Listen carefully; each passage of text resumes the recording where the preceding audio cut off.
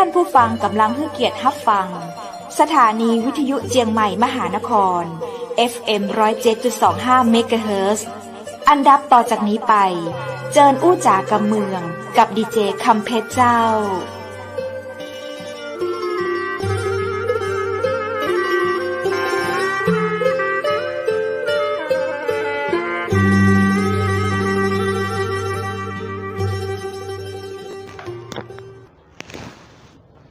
สวัสดีเจ้าสวัสดีคุณผู้ชมที่ฮักและกระตึงหาจัดนักนะเจ้ายินดีต้อนรับเข้าสู่รายการอู้จ่ากำเมืองตังเจียงใหม่มหานครแพร่ภาพออกอากาศจากอาคารวังสิงห์คำอำเภอเมืองจังหวัดเชียงใหม่เจ้าคุณผู้ชมและคุณผู้ฟังเจ้าปีกปากับข้าเจ้าดีเจคำเพชรเจนเกยนะเจ้าวันนี้เฮาปากันวันศุกร์ที่15เดือนกรกฎาคม2565เจ้าวันนี้มาอู้จากกันในช่วงของดีเจอู้ไปเรื่อยได้สาระพ่องมาได้สาระพ่องนะเจ้าคุณผู้ฟังและคุณผู้ชมเจ้าวันนี้คุณผู้ชมและคุณผู้ฟังอยากให้ตังสถานีวิทยุเจียงใหม่มหานครนำเรื่องราวอย่างมาอู้มาจากกันพิมพ์เข้ามาได้เลยนะเจ้าวันนี้อย่าลืมนะเจ้าพอกอยกันในเพจเชียงใหม่มหานคร Facebook เชียงใหม่มหานครแล้วก็ YouTube เชียงใหม่มหานครช่วยกดติดตามกดแชร์กดไลค์ให้ตัวนะเจ้าวันนี้ไผ่กดแชร์มากกว่า5แชร์ให้แคปส่งมาตี้เชียงใหม่มหานครตัวนะเจ้าตังแอดมินเปิ้นมีของขวัญรางวัลให้เป็นน้ำผึ้งแท้ตราสารวินเจ้าเปิ้นจะส่งให้แถวบ้านเลยเนอะเจ้าอย่าลืมกดไลค์กดแชร์นะเจ้าส่งหัวใจรัวมาเป็นกำลังใจให้กันและกันเจ้าค่ำนี้ 20:00 น. ถึง 3:00 น. ข้าเจ้าดีเจคำเพชรเจ้าจะพาคุณผู้ชมและคุณผู้ฟังไปดูเบื้องหลังดีเจแห่งคนหนึ่งนะเจ้าตั้งขึ้นเสียงสารวินเนาะว่าในชั่วโมงหนึ่งที่เปิ้นจัดรายการนั้นเป็นจะได้กันพ้องวันก่อนฮั่นเฮาได้เห็นเบื้องหลังเปิดวาบดีเจน้ำยวมไปแล้วนะเจ้าวันนี้จะเป็นดีเจอะหยังก็เดี๋ยวเชิญคุณผู้ชมและคุณผู้ฟังติดตามได้เลยเจ้า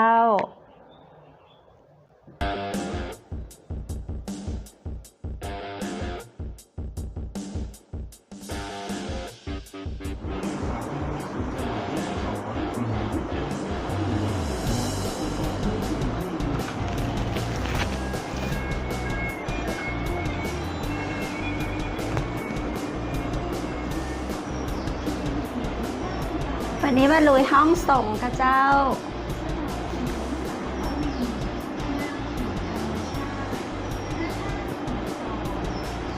อยากฟังเพลงอย่างเจ้าแนะนำได้นะเจ้า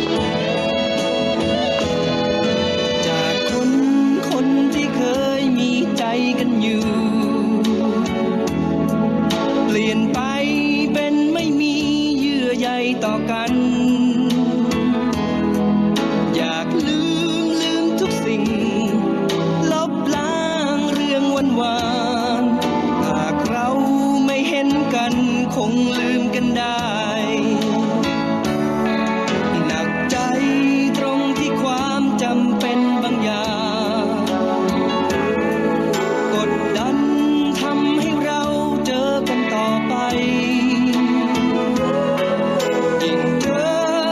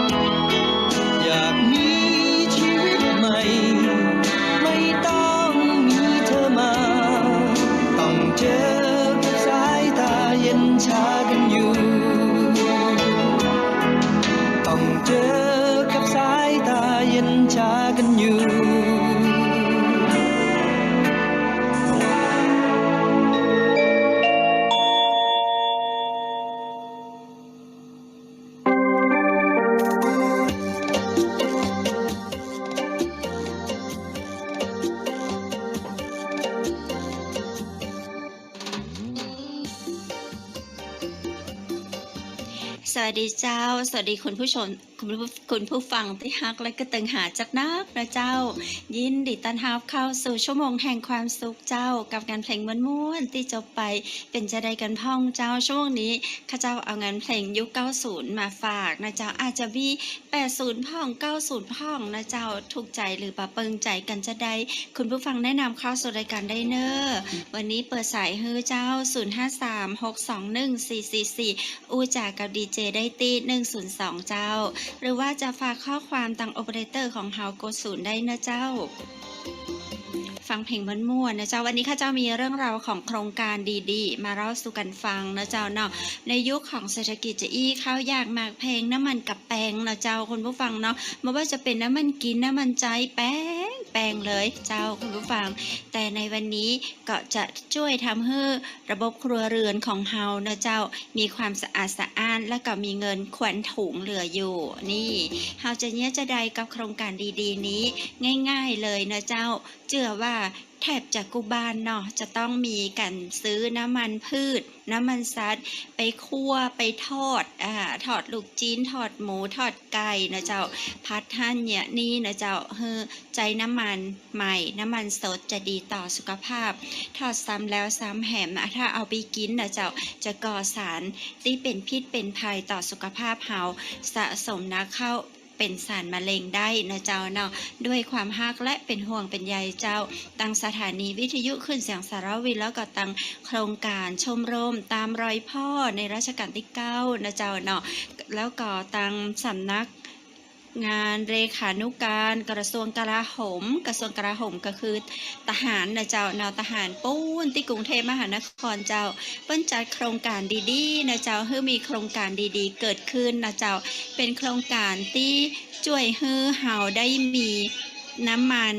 ดีๆนะเจ้ากินให้เอาน้ำมันเก่านะเจ้าเทใส่ถาดพึ่งไว้เทใส่กระมังพึ่งไว้นะเจ้านะพอให้มันแห้งพอให้มันเย็นเฮาก็กรอกใส่ขวดนะเจ้ากรอกใส่ขวดแล้วก็เอาไปจ้างกิโลขายได้ที่สถานีวิทยุคลื่นเสียงสารวินแล้วก็หลายๆสถานีที่เปิ้นร่วมโครงการดีๆนี้นะเจ้าคุณผู้ฟังเอาไปขายได้เลยนะเจ้าเอาไปจ้างกิโลขายนะได้สตางค์หอมไว้ซื้อทองหันก็ว่าน้ำมันเก่าที่เฮาจะเอาไปทิ้งลงท่อระบายน้ำซึ่งจะทำให้ท่อระบายน้ำอุดตันเจ้าเสียหายต่อรัฐจะต้องมารอกท่อระบายจะต้องมาเบิกเงินค่าใช้จ่ายเจ้าคุณผู้ฟังวันนี้นั้นนะเจ้าเฮาร่วมกันรักษาสิ่งแวดล้อมโดยการบ่เอาน้ำมันเก่าไปเททิ้งลงท่อระบายน้ำเอาไปขายที่สถานีวิทยุขึ้นเสียงสารวินเจ้าร่วมโครงการดีๆได้ตึงบุญได้ตึงเงินเจ้าได้ตึงสุขภาพดีได้ตึงระบบนิเวศบ้านเฮาดีตัวแม้โครงการดีๆจะช่วยกรุณาบอกต่อๆกันตัวนะเจ้าเนาะสอบถามรายละเอียดเพิ่มเติมได้นะเจ้าที่สถานีวิทยุขึ้นเสียงสารวินสถานีที่เป็นสื่อกลางต้อนรับซื้อนะเจ้าน้ำมันพืชน้ำมันสัตว์ที่ใจแล้วนะเจ้าเนาะเดี๋ยวช่วงนี้เรามาพักฟังเพลงม้วนๆกันแฮมซักเพลงนะเจ้าจะถูกอกถูกใจเปิงใจกันก็จะใดนั้นเอิ้นจ่ามาเนอ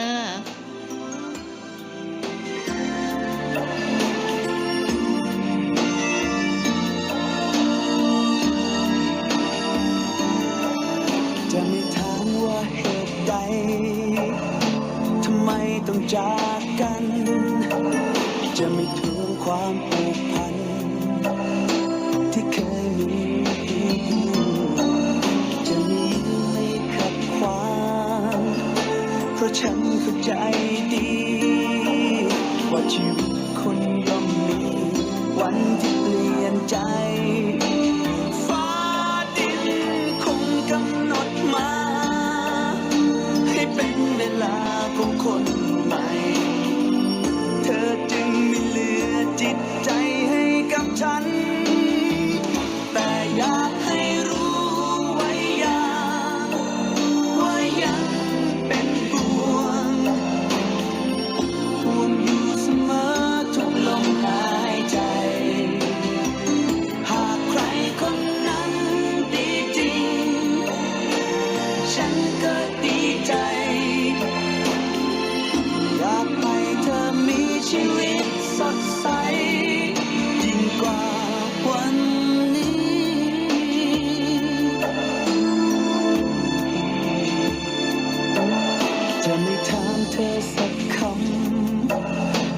เธออยู่กับใครไม่ให้เธอลำบากใจที่ต้อง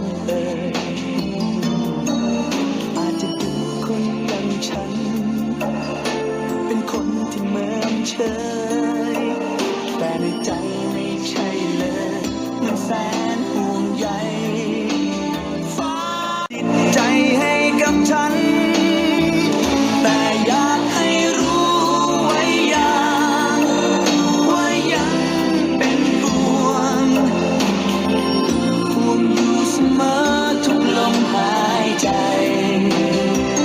หากใครคนนั้นดีจริงฉันก็ดีใจอยากให้เธอมีชีวิตสดใสยิ่งกว่าวันนี้แต่หากวันไหนเธอผิดหวังเจ็บปวดอ้างว้างเดียวดายจงจำเอาไว้ว่าเธอยังมีฉัน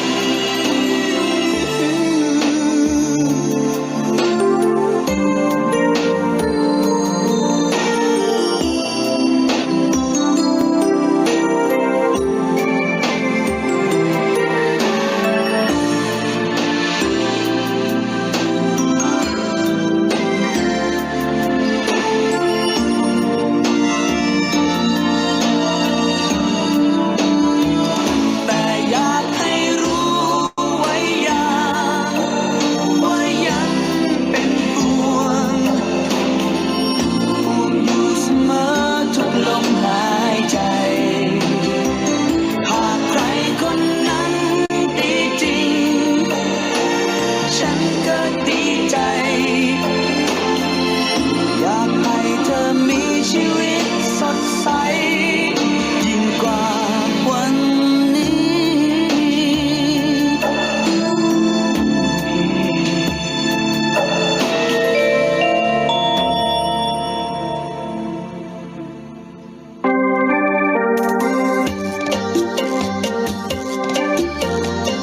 เจ้าคุณผู้ฟังเจ้าตะกี้ปลาคุณผู้ฟังนะเจ้าคือดูแลรักษาสุขภาพกันนะเจ้าแล้วก็ได้สตางค์เพิ่มตัวโดยการใช้น้ำมัน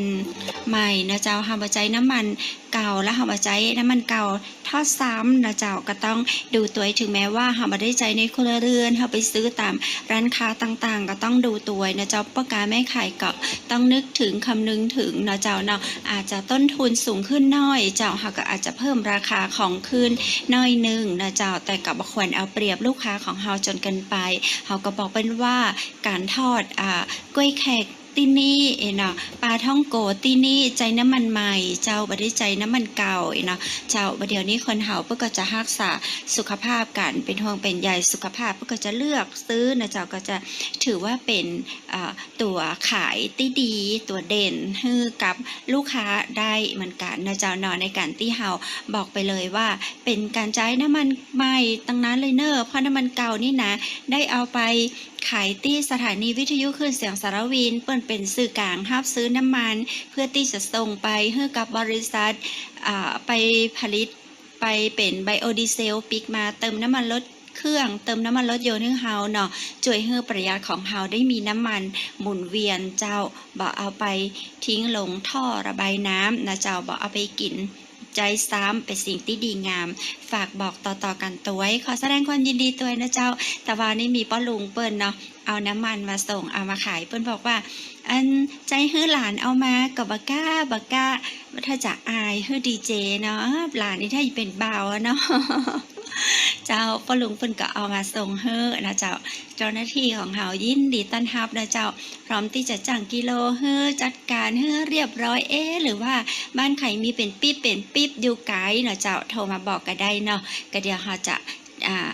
ทีมงานเฮาไปฮับมาได้เจ้าเพิ่มความสะดวกจะอยู่ใกล้อยู่ไกลต้องไม่ลานน้อยสมเมยเอิ้นมาบอกมาก็ได้เนอะเจ้าแต่สะดวกเนาะใส่ขวดแล้วก็ใส่ถุงหิ้วมาก็ได้นะเจ้าตีขึ้นแสงสารวินเปิ้นเปิดสถานี24 ชั่วโมงแต่ว่าคุ คุณสะดวกช่วงไหนก็เอามาช่วงนั้นก็ได้เช่นกันนะเจ้าคือโครงการดีๆที่อยากให้พี่น้องประชาชนของเฮาได้มีส่วนร่วมช่วยกันเนาะเพราะว่าจะทำให้สุขภาพของเฮาดีแล้วนะเจ้าเฮายังมีส่วนร่วมในเรื่องของระบบนิเวศมาทำให้เหม็นหืนเหม็นน้ำมันตามท่อระบายน้ำตามแม่น้ำเนาะถ้าทิ้งลงแม่น้ำมันก็จะไปเป็นอาหารป่าเน่าเสียน้ำเสียป่าก็จะตายแหมนะเจ้าเนาะเฮาอยู่ตังลุ่มน้ำได้เล่นน้ำกับบาสะอาดนะเจ้าเนาะเอามาขายยังได้สตางค์นะเจ้าคุณผู้ฟังฝากกันไว้นะเจ้าสนใจจะได้เนาะขอให้สอบถามรายละเอียดเพิ่มเติมได้นะเจ้าตีสถานีวิทยุคลื่นเสียงสารวินโทรถามก็ได้ตีเบอร์โทร0536214444เจ้าเอาละเจ้าตรงนี้เรามาพักฟังเพลงม่วนๆต่อยกันแฮมซักเพลงเนาะจะถูกอกเปิงใจกันก็จะได้ก็เอิ้นจากกันมาได้นะเจ้า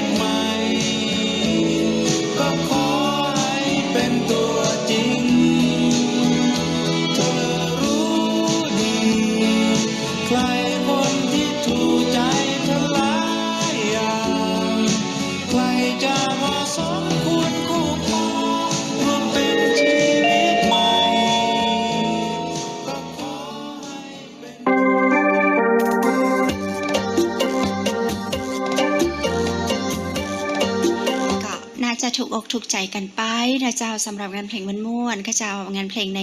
ยุค90มาฝากคุณผู้ฟังนะกันเนาะจะถูกใจกันก็จะได้ก็เอิ้นจากกันมาเนอะเสียงของม่วนๆนะเจ้าของอายพงษ์พัฒน์ วชิรบรรจงเนาะกับเพลงที่เจ้าไป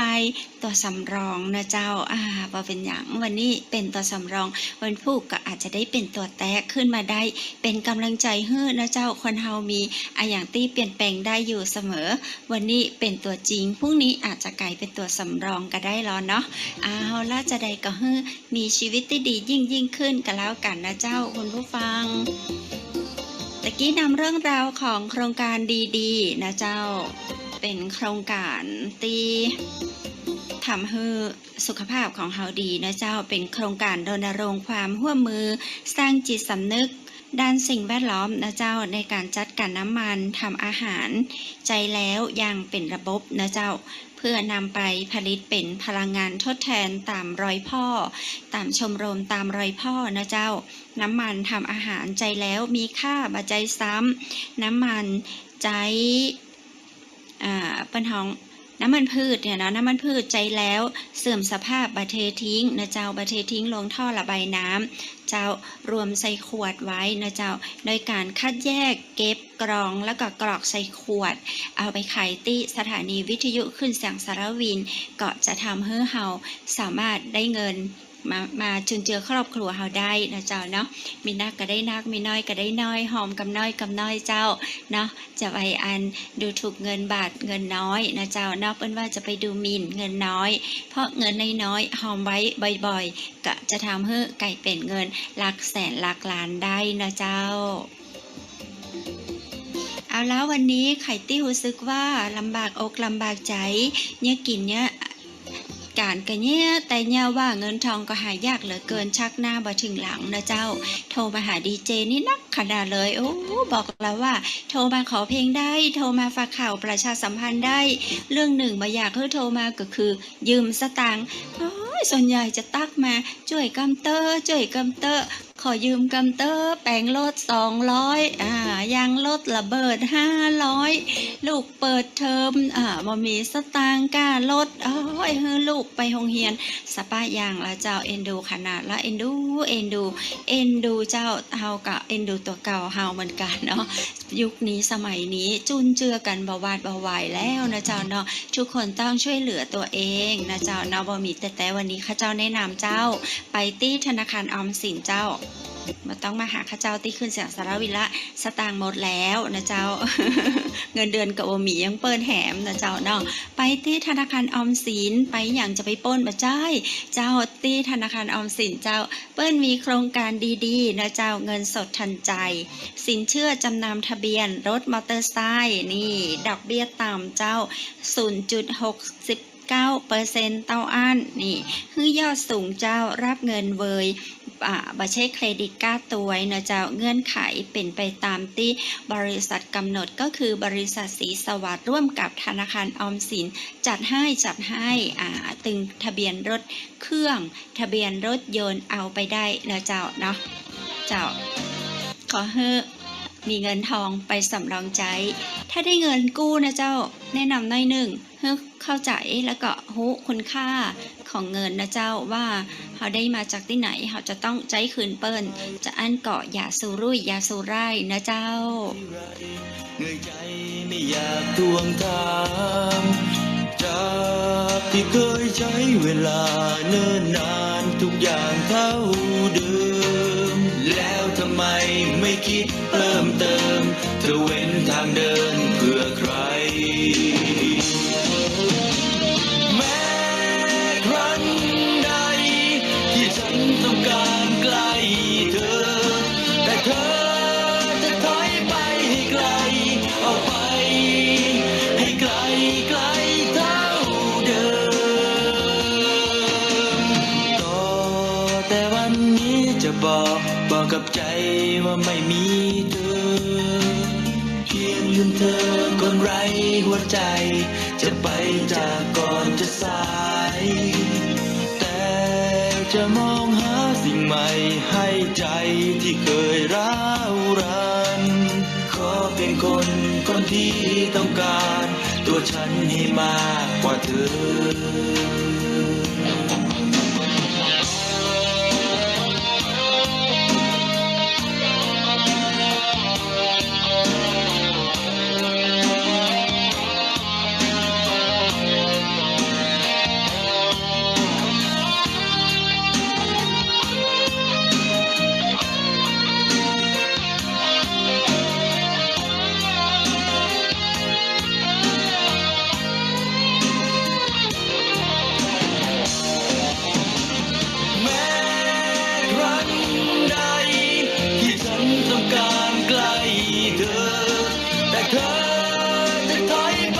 ไกล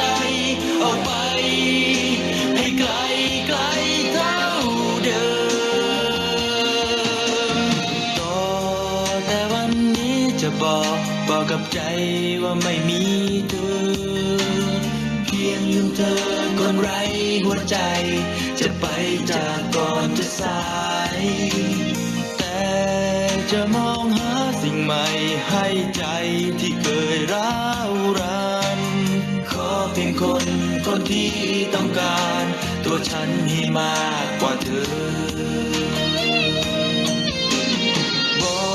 กให้เธอรู้สักอย่างเราอยู่ห่างเกินไป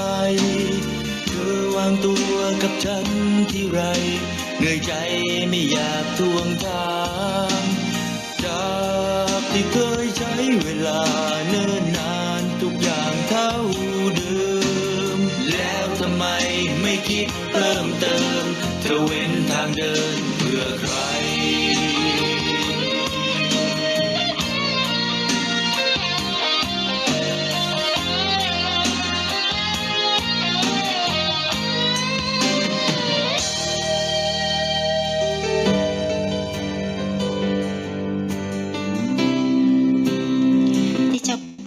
กับงานเพลงที่มีชื่อว่าไกลเท่าเดิมนะเจ้าแต่หัวใจของเฮาใกล้กันกับฟอลก้าอีแล้ว ฟังเพลงของไอเสกโลโซนะเจ้ามอบเป็นกำลังใจให้คุณผู้ฟังทุกคนทุกท่านเลยเนอะอยู่จังตังใดก็เอิ้นจากกันมาได้นะเจ้าว่าเป็นฉันมอบให้เธอคนเดียวอาจไม่เกี่ยวแต่สำคัญเพราะฉันนั้นอยากให้เธอได้ฟังที่เฝ้าแต่โทรไปหาเธอเรื่อยเปื่อยเหนื่อยก็ยอมก็ใจชอบเธอไม่เบาแต่ใจเจ้ากรรมไม่รู้เลยว่าเธอไม่ชอบเราไม่สนและไม่เอาไม่อยากคุยก็เลยมาร้องเพลงบอกแค่อยากให้เธอนั้นเข้าใจในสิ่งที่ฉันทำลงไปใจสั่งมาอย่าโกรธเลยนะคนดียกโทษให้ฉันนะแก้วตาคราวหลังจะไม่มาจะไม่โทร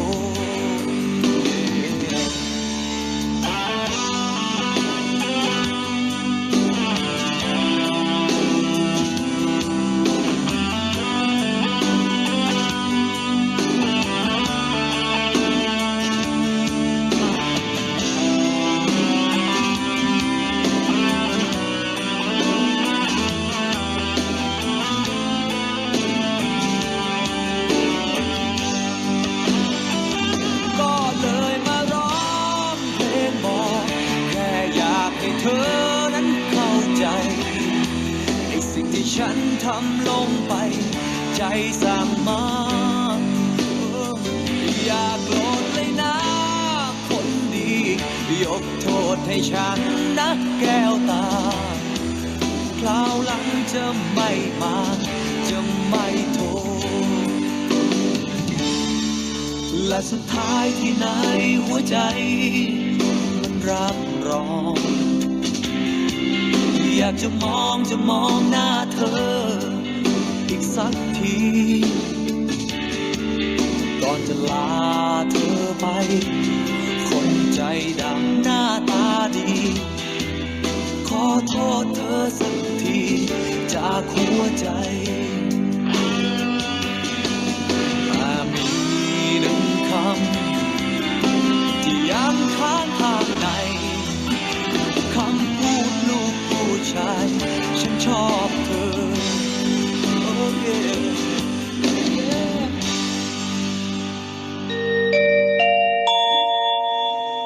เจ้าได้ฟังเพลงมันม่ ม่วนนะเจ้ากำลังใจดีๆมีให้กันและกันเนาะวันนี้เอาเพลงยุค80 90มาฝากคุณผู้ฟังนะเจ้าเสียงฮ้องที่โจไปก็เป็นเสียงฮ้องของไอ้หนุ่มเสกโลโซเนาะเมื่อสมัยเปิ้นเป็นบ่าวแล้ววันเดียวเปิ้นก็ปอกเป็นลูกเป็นบ่าวแล้วเหมือนกัน เจ้าคุณผู้ฟังช่วงนี้นะเจ้าท่านใดที่มีปัญหาเรื่องของเงินอย่างที่ข้าเจ้าแนะนำไปเมื่อตะกี้นี้นะเจ้าว่าสินเชื่อจำนำทะเบียนรถเครื่องนะเจ้าหรือว่าจะเป็นรถยนต์ก็ได้เนาะดอกเบี้ยต่ำ 0.49 ก็มี 0.69 ก็มีนะเจ้าเลิกกันได้ไปปรึกษากันได้นะผู้จัดการก็ใจดีผู้จัดการธนาคารออมสินคนงามของเฮาเจ้าท่านชื่อคุณแมมอีเนาะจะได้ก็ลองแวะไปสอบถามรายละเอียดไปทักทายคุณแมมผู้จัดการสาวสวยของธนาคารออมสินนะเจ้าแล้วก็ผู้ช่วยเป้นะเจ้าก็รูปหล่อใจดีนะเจ้าเนาะเอาสมุดรถนะเจ้าทะเบียนรถทะเบียนรถเครื่องทะเบียนรถยนต์ไปปรึกษาท่านได้นะเจ้าจะกู้มาทำอย่างใดนะเจ้าธนาคารออมสินและบริษัท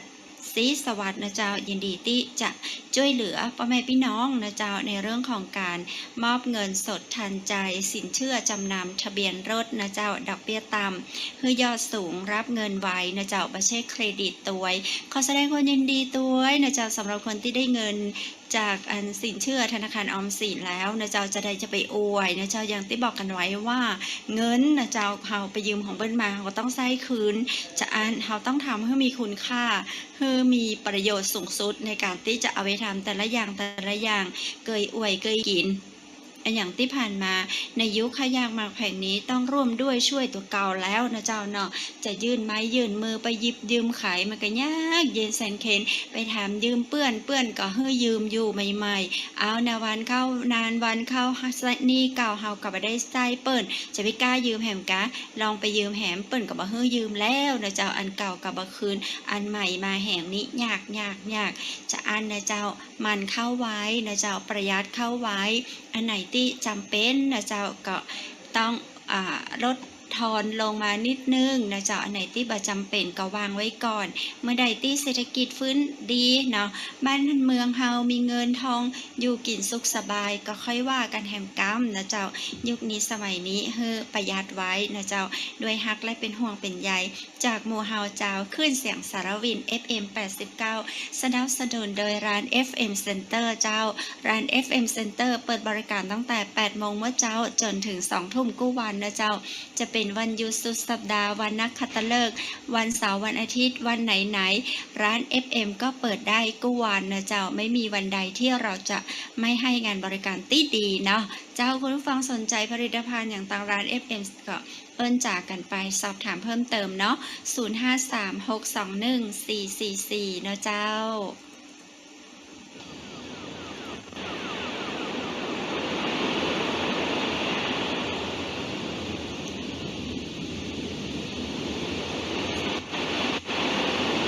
มาพักฟังเพลงกันนะเจ้าเพียงชายคนนี้ไม่ใช่ผู้วิเศษว่าใจคนนี้บ่ใช่คนวิเศษคนเมืองเฮาว่าอีล้อเจ้าแต่ข้าเจ้าเจอว่าเพราะว่าจะเป็นแม่หญิงหรือว่าจะเป็นป้าใจเปิ้นมักจะมีความวิเศษคือกับคนพิเศษเสมอนะเจ้า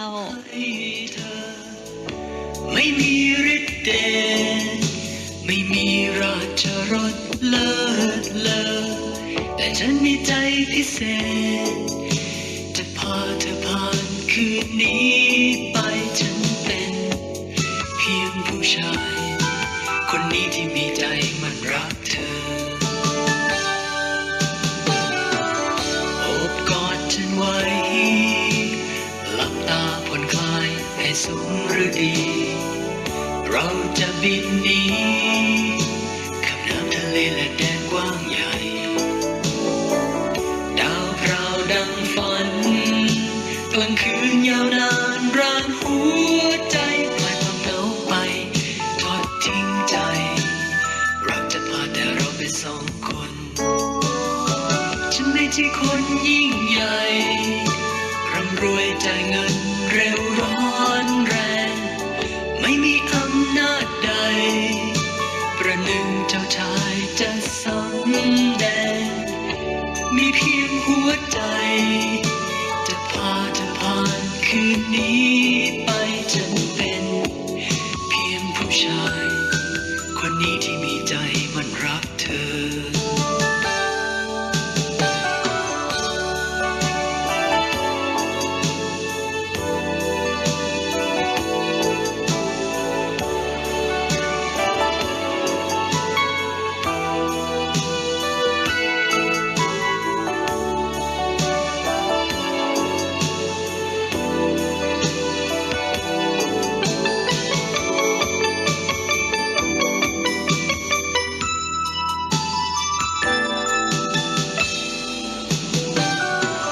โอบกอดฉันไว้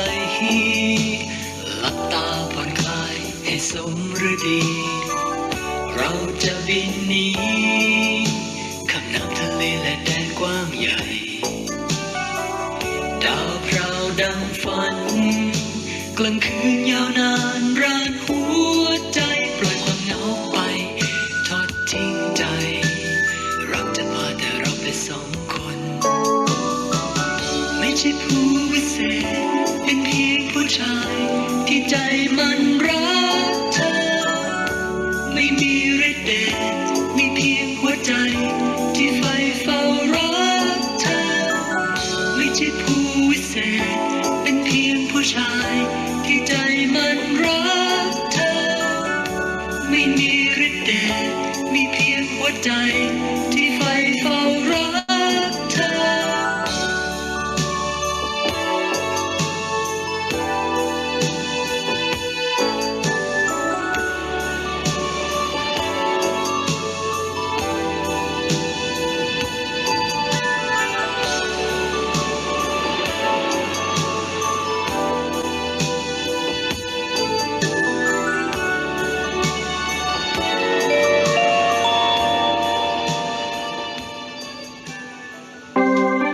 เจ้าคุณผู้ฟังเจ้าเวลาก็ผ่านไปเว้ยขนาดเลยนะเจ้าเนาะเผิ่กันกามเดียวพอเหรอกี่ข้าวตอนกันตะกี้นี่เจ้าหมดไปแหมเป็นชั่วโมงแล้วนะเจ้าเนาะจะถ้าเฮามีโอกาสอยากจะทำอันอย่างที่มันดีๆนะเจ้าแนะนำให้ทำเลยเนอะก่อนที่จะมีโอกาสเนาะก่อนที่เราจะบ่มีเวลาได้ทำเพราะเวลามันบ่รอเราเลยนะเจ้ามันผ่านไปติ๊กแล้วเจ้ารอกำตึ้งบ่รอเนาะจะนะเจ้าทำทุกนาทีให้มีคุณค่าเนาะชีวิตของคนเฮาเช่นกันเจ้าวันเวลาผ่านไปล่วงเลยผ่านไปจะย้อนอายุปีขึ้นมาก็เป็นไปบ่ได้เจ้าจะทุกนาทีทุกวัยก็ขอเป็นไปตามวัยเด็กก็ทำหน้าที่ของเด็กที่ดีนะเจ้าเนาะวัยผู้ใหญ่วัยทำงานนะก็ทำหน้าที่ของตัวเก่าให้ดีที่สุดนะเจ้าและวันนี้บอกว่าเราจะอยู่ในสถานะใดๆนะเจ้าก็ขอให้ทำสถานะของคุณให้เหมาะสมให้ดีที่สุดเนาะกับการที่เราบ่ไปเบียดเบียนคนอื่นกับการที่เรามีน้ำจิตน้ำใจให้เริ่มจากมอบความมีน้ำใจให้กับตัวเก่าก่อนนะเจ้าสมบูรณ์ดีแล้วเราก็แบ่งปันไปกับเพื่อนร่วมโลกของเราให้ทุกคนได้มีจิตใจที่ดีงามยิ้มแย้มแจ่มใสให้กันและกันเนาะเอาละในช่วงสุดท้ายของรายการจากกำเมืองกับข้าเจ้าดีเจคำเพชรในวันนี้นั้นนะเจ้าข้าเจ้าก็ขอฝากนะเจ้าของฝากของที่ระลึกจากแม่เสลียงเวียงงามนะเจ้าวันนี้อยากบูชาพระพุทธรูปจากวัดถ้ำเงาหรือว่าวัดถ้ำพระนะเจ้ามีองค์ย่ายให้บูชาเจ้าบูชาพระผงครูบาผาพาก็ได้นะเจ้าองค์ละ99 บาทต่ออันเนาะเจ้าคุณผู้ฟังหรือว่าต้องการของฝากของที่ระลึกก็นึกถึงน้ำผึ้งแท้ตราสารวินนะเจ้าน้ำผึ้งแท้ตราสารวินขวดละ250 บาทต่ออันนะเจ้าเนาะซื้อยกลังก็มีราคาปลีกราคาส่งเจ้าอยากได้ของฝากจากแม่เสลียงเจ้ากระเป๋าย่ามปื้นเมืองกระเป๋าผ้าทอกะเหรี่ยงผ้าเสื้อผ้าซีนนะเจ้าผ้าพื้นเมืองผ้าทอมือเจ้าผ้าถุงลายชนเผ่าชุดชาวเขาเผ่าต่างๆนะเจ้ามีนะเลือกชมกันแวะไปชมแวะไปกอยแวะไปพอกันนะเจ้าชอบแบบไหนเนาะลองแบบไหนติดจะเปิงอกเปิงใจก็เฮาเนาะตึงแม่หญิงตึงประใจก็สามารถใจได้นะเจ้าคุณผู้ฟังช่วงสุดท้ายเดี๋ยวเปิ้นขอหลังไมค์มาขออย่างก็ของไอเอ็ด เอ็ดดี้กับเจ้าประเดี๋ยวเบิกได้มาบ้านเฮาเมินแล้วเนาะอยากฟังเพลงครูลำดวนอีกกับเจ้าก็เดี๋ยวจัดเฮือนะเจ้าเนาะจะได้ถ้าเพลงไหนที่แบบตานให้ได้เปิดก็เดียวชั่วโมงต่อไปเนาะเจ้าอายมนชัยและพี่แบบพังกรเพื่อก็จะมาเรื่องราวดีๆคือกับพี่น้องเกษตรกรได้เข้าใจในเรื่องของยอดบุญสมุนไพรเจียวกุหลาบยอดบุญสมุนไพรแล้วก็ปุ๋ยฟาดของไอ้มนชัยติดตามห้าฟังต่อนะเจ้า1 ชั่วโมงกับข้าเจ้าดีเจคำเพชรลาคุณผู้ฟังไปก่อนให้คุณผู้ฟังโชคดีและมีความสุขกันทุกผู้ทุกคนสวัสดีเจ้า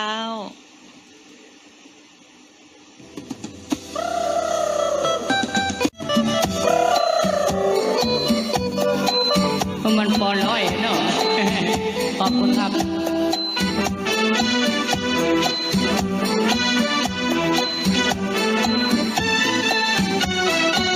เพลงชาติไทยดังก้อง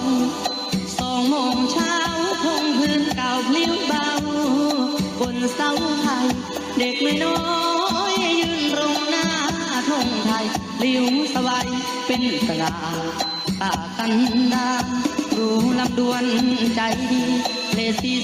2นำเด็กร้องเพลงชาติจังชาชา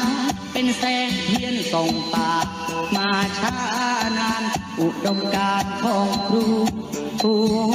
อารีเป็นครูใหญ่ครูน้อยผ่านโรงเสร็จสอนเสด็จจากประถมถึงป.4 เงินเดือนก็อยากให้ได้ชนปีแต่บางที่ตกขอข้าวหลวงตาตอนเพ็ญเดือน9ราววันพุธผู้โดนฉุดหายไปในกลางป่าเด็กน้อยคอยครูผู้เมตตาจนปีกว่าไม่เห็นหน้าครูลำดวน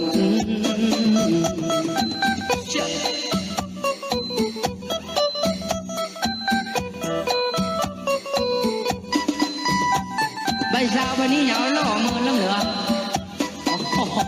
ไปหลวงก็ได้ฟังว่าไม่ได้นี่เขาไม่ได้มาไปหลวงนะส่งน้ำ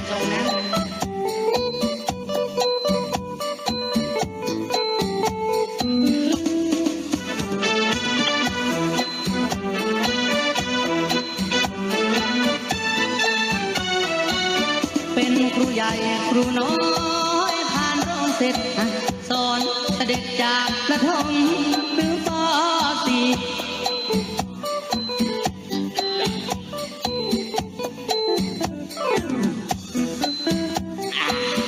ตอนเห็นเดือน9ราววันพุธครูโดนฉุดห่างไปในกลางป่าเด็กน้อยคอยครูผู้เมตตานิจาครูโดนฟ้ากลางป่าดง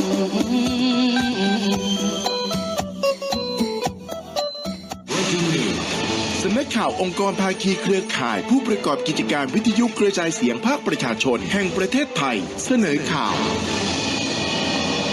น ายทรงพลใจกลิ่นผู้ว่าราชการจังหวัดกาฬสินธุ์พร้อมด้วยนายธนภัทร ณ ระนองปลัดจังหวัดกาฬสินธุ์นายอัครพลเขียวแจ่มผู้อำนวยการสำนักทรัพยากรธรรมชาติและสิ่งแวดล้อมจังหวัดกาฬสินธุ์นายณัฐพลเพียรพานลุนปลัดอาวุโสอำเภอกำมะลาไสย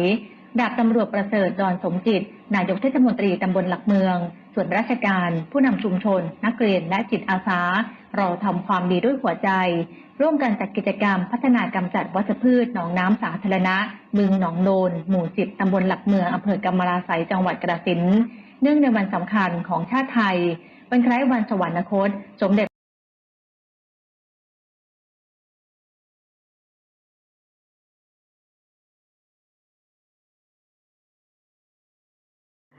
คุณผู้ฟังและคุณผู้ชมเจ้าเวลากระผ่านไปเวยขนาดเลยนะเจ้าเนาะไปพอไปกอยไปแอลสถานีวิทยุขึ้นเสียงสารวินกันมานะเจ้า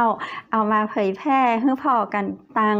สถานีเชียงใหม่มหานครนะเจ้าวันนี้ก็ต้องขอกราบขอบพระคุณนะเจ้าตังขึ้นเสียงสารวินจัดนักเลยเจ้าคุณผู้ชมและคุณผู้ฟังท่านใดที่สนใจนะเจ้าอยากจะร่วมรายการหรือว่าบริษัทห้างร้านใดนะเจ้าผลิต ตภัณฑ์ขึ้นมามีผลิตภัณฑ์มีผลิตผลเนาะมีผลิตภัณฑ์ดีๆอยากให้ตังสถานีเชียงใหม่มหานครเฮาเจ้ากับรายการแบบนี้นะเจ้าจากกำเมืองกันมาโปรโมทให้นะเจ้าต้องการนำมารีวิวสินค้านะเจ้าเอามาพรีเซนต์เอามาเล่าสู่คุณผู้ชมของเฮาแฟนรายการของเฮา FC ของเฮานะเจ้าท่านก็สามารถติดต่อเข้ามาได้นะเจ้ากับทีมงานเชียงใหม่มหานครจะติดต่อที่คุณอ๋อหรือว่าคุณต้นอ้อก็ได้นะเจ้าจะได้ก็อยากจะให้ได้มามีส่วนร่วมในการนะเจ้าติดต่อได้ที่เบอร์โทร098-319-9199นะเจ้าและในวันนี้นั้นข้าเจ้าขอบพระคุณพระอาจารย์รัตนยาโนจากพุทธอุทยานสวนบุรณรักธรรมตำบลแม่แลมอำเภอแม่ริมจังหวัดเชียงใหม่นะเจ้าท่านเปิดสอนเฮียนสมาธิท่านใดสนใจเฮียนนะเจ้าสามารถสอบถามรายละเอียดหรือว่าโทรถามก่อนก็ได้ที่0980344744ได้กุวันนะเจ้าตั้งแต่ 8 โมงเมื่อเช้าจนถึง4 โมงมะแรงเจ้าและวันนี้ข้าเจ้าขอบคุณตังน้ำผึ้งสารวินนะเจ้าน้ำผึ้งแท้จากธรรมชาติ 100% เจ้าน้ำผึ้งแท้ตราสารวินเจ้าขวดน้ำผึ้งให้คุณผู้ชมดูหน่อยขวดเจ้าประมาณนี้เจ้าคุณผู้ชมเจ้านี่ติปเปิลจะส่งให้ฟรีกับแบบนี้เลยนะเจ้าเนาะส่งให้ถึงบ้านเลยถ้าเฮากดไลค์กดแชร์แต่ว่าถ้าเฮาไม่อยากรอนะเจ้าเฮาก็สามารถสั่งซื้อโดยตรงได้เจ้าน้ำผึ้งแท้ตราสารวินจากแม่เสลียงปุ้นนะเจ้าไก่เนาะแล้วก็เป็นน้ำผึ้งจากป่าสารวินปุ้นนะเจ้าดอกไม้รวมเจ้าคุณผู้ฟังและคุณผู้ชมท่านใดสนใจก็สอบถามรายละเอียดเพิ่มเติมได้นะเจ้าที่ห้างหุ้นส่วนจำกัดแม่เสลียงแอดเวอร์ไทซิ่งเจ้าเปิ้ลเป็นตัวแทนจะจำหน่ายนะเจ้าเรื่องของน้ำผึ้งแท้น้ำผึ้งตราสารวินหรือว่าโทรสอบถามรายละเอียดก็ได้นะเจ้าคุณผู้ชมและคุณผู้ฟังวันนี้ขอขอบคุณผลิตภัณฑ์ดีโลดีท็อกนะเจ้าโอ้โหข้าเจ้านี่ปึงใจขนาดเลยเจ้าเพราะว่าช่วยระบายของบดีในร่างกายของเฮาออกไปทำให้ผิวพรรณของเฮาสดใสทำให้จิตใจของเฮาปลอดโปร่งเจ้าก็ยังว่านะเนาะเข้าภาษาเฮายังอยากดีท็อกสภาพจิตใจของเฮาได้ไปวัดไปวาทำบุญเนาะถือศีลกินเจมีศีลธรรมมีอย่างที่ดีงามให้กับจิตใจของเฮาจะอย่าลืมร่างกายเฮานี้สำคัญเหมือนกันนะเจ้าจิตเป็นนายกายเป็นบ่าวดูแลบ่าวให้ดีๆตัวจะไปให้หน้าดำคล้ำเครียดขี้ปุ่มใหญ่ไปพะโล้นะเจ้าเนาะดีโลเจ้าดีท็อกเจ้าวันละ2 กระป๋อเนาะหรือว่าอาทิตย์ละ2หรือว่าเดือนละ2ก็ดูที่สภาพร่างกายของเฮาแหมกำนะเจ้าฝากพิจารณาเรื่องของการดูแลสุขภาพเฮาจากดีโลดีท็อกเจ้าและวันนี้ข้าเจ้าขอขอบคุณผ้าพิธีกรหญิงนะเจ้าจากร้านผ้าพื้นเมืองชุดไทยใหญ่ท่านใดสนใจนะเจ้าเรื่องของผ้าพื้นเมืองชุดไทยใหญ่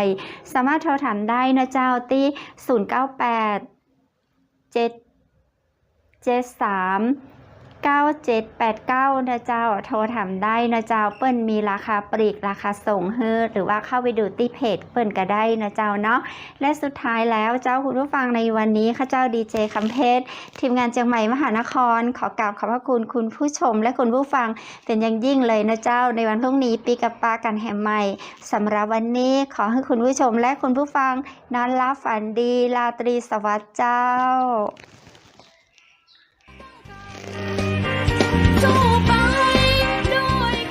สถานีวิทยุเจียงใหม่มหานคร 107.25 เมกะเฮิรตซ์ขอแสดงความห่วงใยและเป็นกำลังใจให้ทุกท่านในช่วงการระบาดของโรคโควิด -19 ในครั้งนี้เพื่อลดความเสี่ยงควรสวมหน้ากากอนามัยทุกครั้งล้างมือเป็นประจำขอให้อยู่ที่บ้านให้นักที่สุดด้วยความปรารถนาดีจากหมู่เฮาเจ้าเจียงใหม่มหานครสนับสนุนโดย